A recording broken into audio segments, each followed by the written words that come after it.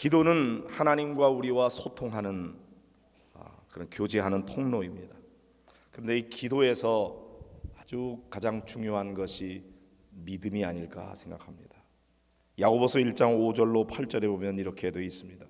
너희 중에 누구든지 지혜가 부족하거든 모든 사람에게 후히 주시고 꾸짖지 아니하시는 하나님께 구하라. 그리하면 주시리라 그랬어요. 하나님이 어떤 분이시라고요? 모든 사람에게 후히 주시는 분, 꾸짖지 아니하시는 분, 그런 하나님을 신뢰하면서 그 하나님 앞에 구하면 하나님이 주신다고 약속하셨습니다. 오직 믿음으로 구하고 조금도 의심하지 말라.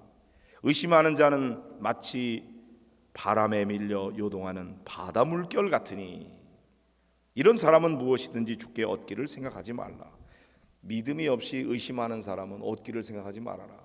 그러나 너희들이 믿음으로 기도하면 하나님께서 반드시 응답하시겠다고. 그래서 믿음으로 구하지 않는 사람은 두 마음을 품어 정함이 없는 자로다. 그렇게 말씀했습니다. 사랑하는 성도 여러분, 여러분의 삶에 문제가 있습니까? 여러분이 스스로 해결할 수 있다면 여러분이 해결하면 되지만 우리의 힘으로 해결할 수 없는 문제가 얼마나 많아요. 그때 하나님께서 자비의 말씀으로 내게 구하라, 내게 가지고 나오너라, 내가 응답해 줄게 약속하셨거든요. 그러면 우리는 그 약속의 말씀을 믿고 주님 앞에 나와서 엎드리는 것입니다. 그래서 이렇게 믿음으로 구하지 않고 의심하는 사람은 무엇이든지 주께 얻기를 생각하지 말라고 그랬어요. 그러나 믿음으로 구하면 반드시 하나님께서 응답 주신다 했으니 여러분 모두 믿음의 사람이 되기를 바랍니다. 믿음으로 구하는 여러분의 기도가 응답될 줄로 믿습니다. 왜요? 주님께서 그렇게 약속하셨으니까요.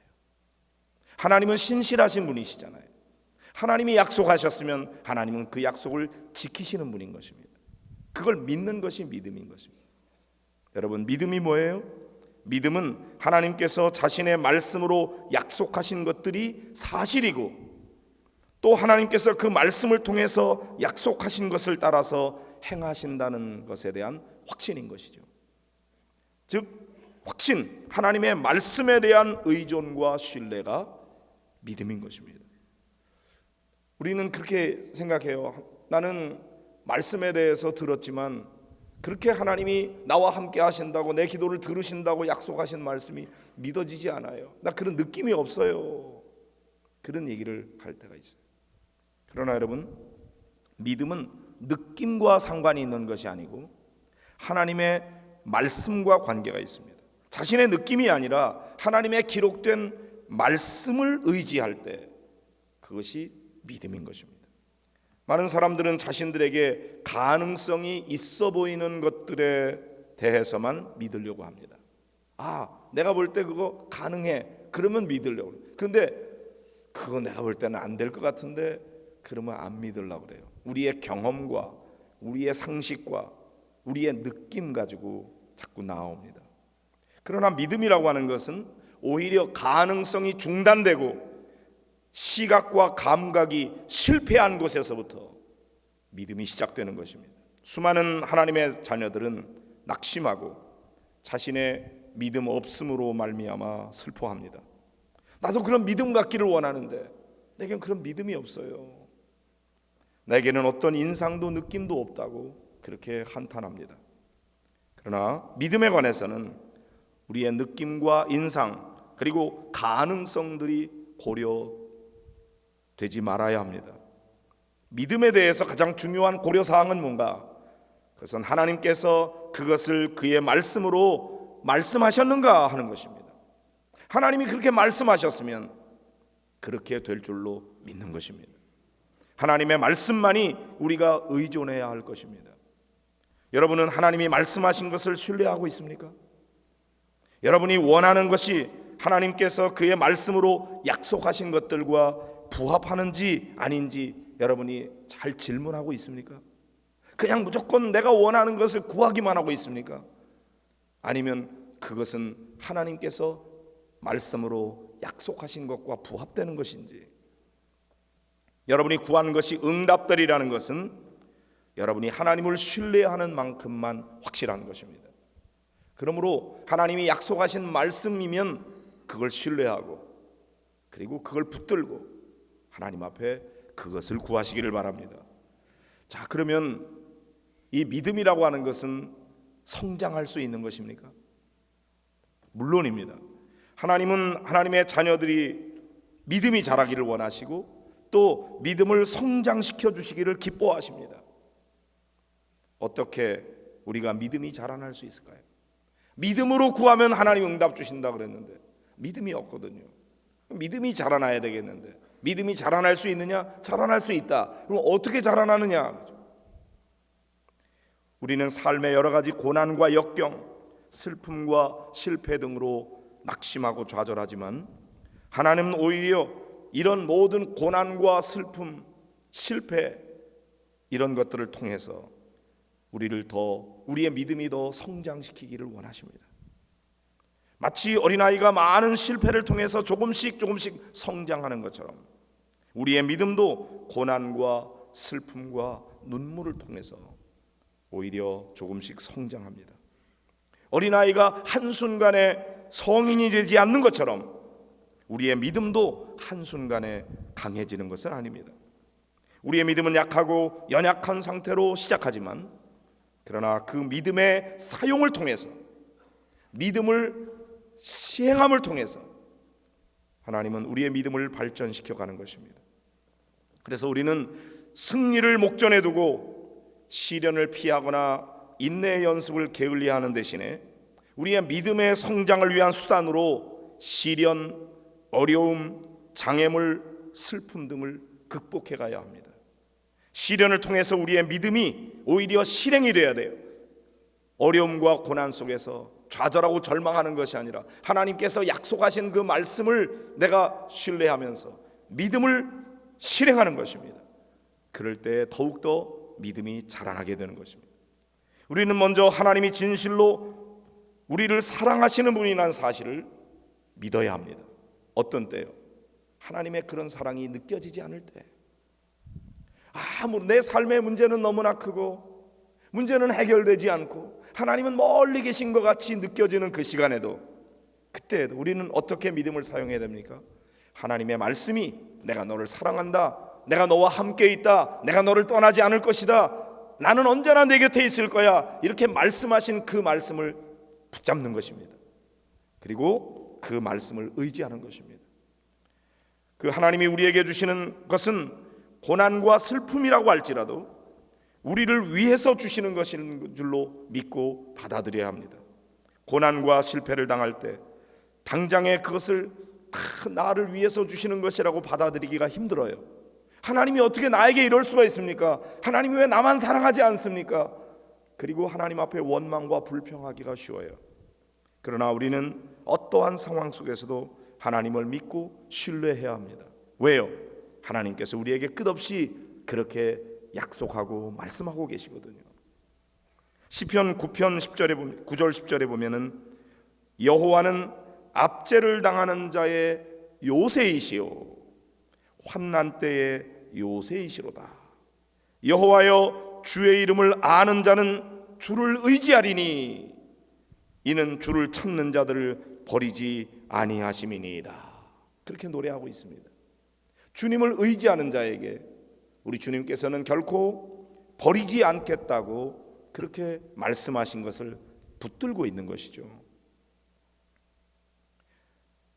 하나님은 그의 말씀에 계시된 그대로 그런 분이라는 사실을 우리가 알게 되면 우리는 어떠한 상황 속에서도 하나님을 신뢰하게 됩니다. 그분은 결코 그를 찾는 자를 버리지 않으시는 분이라는 말씀을 믿기 때문인 것이죠. 우리가 이 믿음을 행사하고 그의 말씀에 담긴 하나님을 배워갈 때 우리의 믿음은 성장하게 되는 것입니다. 우리는 가장 괴로운 때에도 하나님을 신뢰해야 합니다. 하나님은 아름답고 친절하며 신실하시고 사랑스러운 분이시기 때문입니다. 하나님이 그런 분이심을 알아갈 때 우리는 하나님을 전적으로 신뢰하게 됩니다. 하나님은 누구십니까? 하나님 우리에게 끊임없이 아버지가 되신다고 말씀하십니다. 너무나 친근한 관계, 아빠가 되신다고 말씀하십니다. 이것을 사실로 믿으면, 하나님이 나의 아빠가 되신다, 하나님이 나의 아버지이시다, 이걸 믿으면 우리는 우리의 모든 것을 그 하나님께 맡길 수 있습니다. 하나님을 아버지로 믿고 신뢰하는 사람은 하나님께서 우리가 부끄러움을 당하게 하지 않으실 것이라는 것을 압니다. 왜요? 그분은 우리의 아버지시니까요. 어린아이는 아버지를 전적으로 의지합니다. 그래서 자기 몸을 완전히 아빠에게 다 맡겨버립니다. 아빠는 반드시 나를 붙잡아 줄 것이라고 믿기 때문입니다. 우리도 하나님을 전적으로 그렇게 의지해야 합니다. 여러분의 사업의 짐들, 직업의 짐들, 시련들, 어려움들, 질병들, 고난과 슬픔들, 여러분을 사랑하시는 아버지께 맡기십시오. 아버지 손에 맡기는 것이 기도입니다. 하나님, 나에게 이런 문제가 있어요. 아버지께 가지고 왔어요. 아버지 손에 맡깁니다. 수고하고 무거운 짐진 자들아 다 내게로 오라, 내가 너희를 쉬게 하리라 하신 그 약속의 말씀을 믿고 제가 주님 앞에 맡깁니다. 그리고 주님 앞에 맡기는 거예요. 기도로 아버지께 맡겼으면 아버지께서는 여러분의 기도가 찬송이 되도록 역사해 주실 줄로 믿습니다. 완전한 믿음은 단 한순간에 성취되지 않습니다. 한순간에 대박나는 것을 기대하지 마십시오. 우리는 너무나 그냥 한 번에 끝내려고 그러는 게 많아요. 그런데 거의 우리의 인생에서는 그렇게 되는 일은 아주 드뭅니다. 그걸 기대하지 마세요. 여러분의 믿음이 한순간에 성장하거나, 여러분의 기도 응답이 오늘 기도하고 당장에 내일 완전하게 응답되거나 그렇지 않습니다. 교회 부흥도 내가 오늘 기도하면 내일 막 부흥이 일어나고 그런 일이 일어나지 않습니다. 거기는 많은 시간이 필요합니다. 왜요? 그런 걸 통해서 우리의 결과보다 하나님은 우리의 믿음과 우리의 인격과 하나님과의 관계가 더 발전되기를 원하시는 거고, 그게 더 중요한 응답이기 때문입니다. 믿으시기 바랍니다. 날마다 순간마다 조금씩 하나님을 신뢰하면서 여러분의 믿음을 사용하십시오. 하나님을 향한 우리의 믿음은 한순간에 획득되진 않지만 분명히 우리의 믿음은 자라나는 것입니다. 사랑하는 성도 여러분, 현재 저의 믿음은 제가 아주 어릴 때부터 지금까지 조금씩 쌓아온 것입니다. 그 안에 많은 시련들이 있었고 실패가 있었습니다. 하나님이 계시지 않은 것 같은 허탈과 허무, 좌절과 절망도 있었습니다.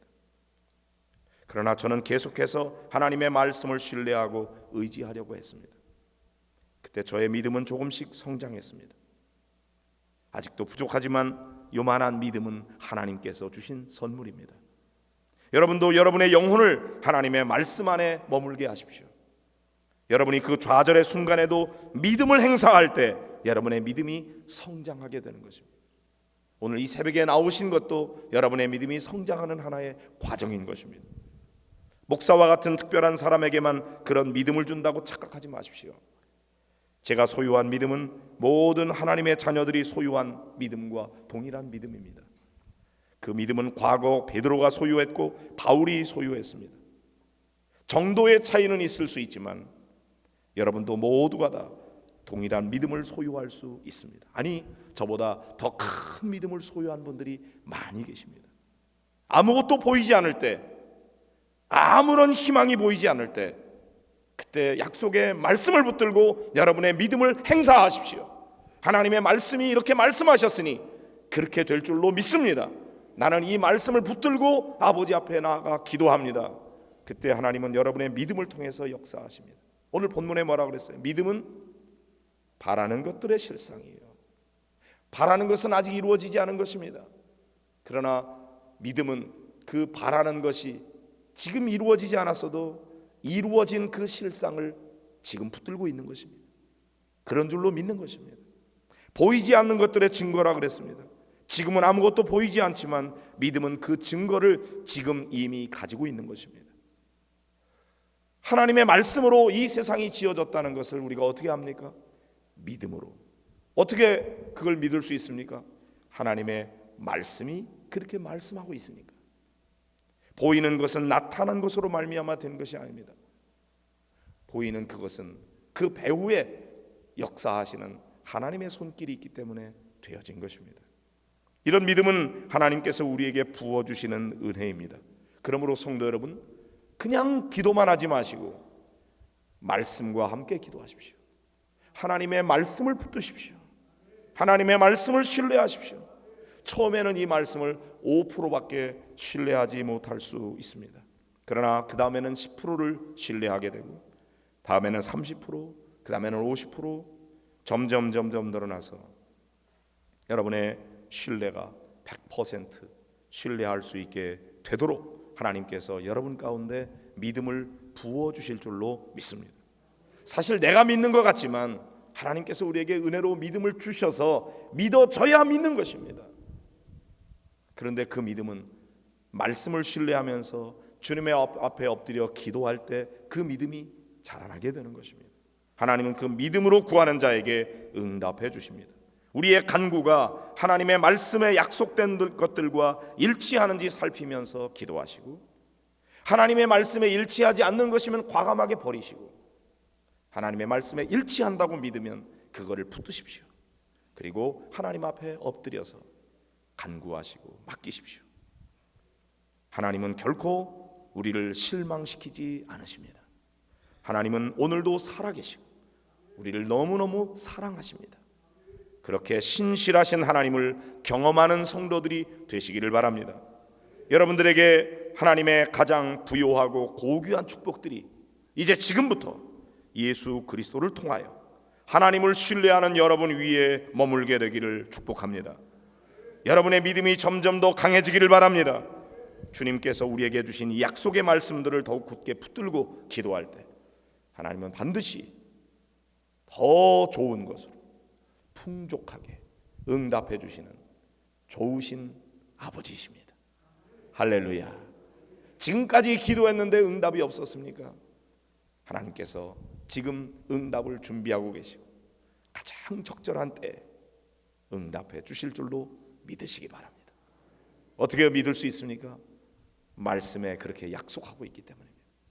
하나님의 말씀을 붙드십시오. 하나님의 말씀을 신뢰하십시오. 그래서 기도만 하면 안 됩니다. 말씀을 읽어야 됩니다. 그리고 여러분은 말씀을 믿는 것이고 이 말씀에 기록되어 있는 그 하나님을 믿는 것입니다. 이 말씀에 하나님은 여러분을 사랑하시고 여러분의 아빠가 되시고 여러분의 기도에 귀를 기울이시고 응답하신다고 약속하셨으니, 여러분, 나는 그런 느낌이 없어요, 나는 그런 아무런 인상이 없어요, 그건 버리세요. 약속을 붙드세요. 오늘도 이렇게 말씀을 붙들고 하나님을 의지하면서 기도하는 자에게 응답해 주실 줄로 믿습니다.